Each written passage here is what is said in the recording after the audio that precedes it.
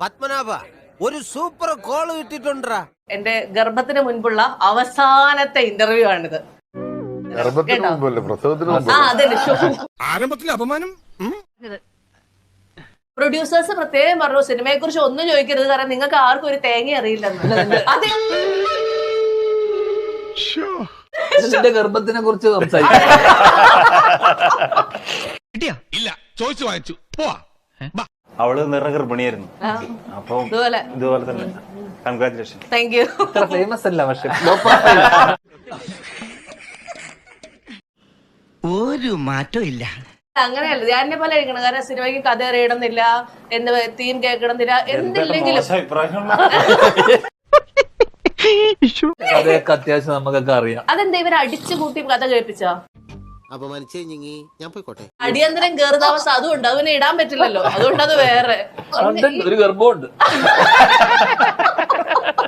എന്തോ കുത്തി പറയുന്ന പോലെ എനിക്ക് ഫീൽ ചെയ്യുന്നുണ്ട് കേട്ടോ. ഇന്ന് ആരെയാണാവോ കണിയേണ്ടത്? അടിയന്തരം കേറുതാമസമൊക്കെ അവിടെ പക്ഷെ ഇതിന് പോയ പൈസ കിട്ടൂല. കിട്ടും.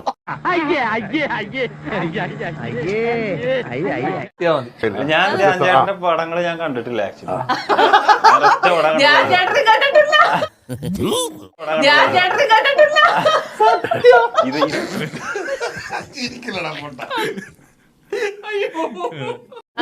അച്ഛൻ്റെത് ചെറുപ്പം മുതൽ നമ്മൾ കേട്ടോണ്ടിരിക്കും. ലുക്മാൻ സത്യത്തിൽ ആ ഒരു ഇടി കൊടുക്കാൻ തീരുമാനിച്ചത് ഉള്ളിന്റെ ഉള്ളിൽ നിന്ന് വന്നതല്ലായിരുന്നോ? എന്റെ പടം കണ്ടിട്ടില്ല, ഇവൻ എന്റെ ഏതിലോ പടം കണ്ടിട്ടില്ല.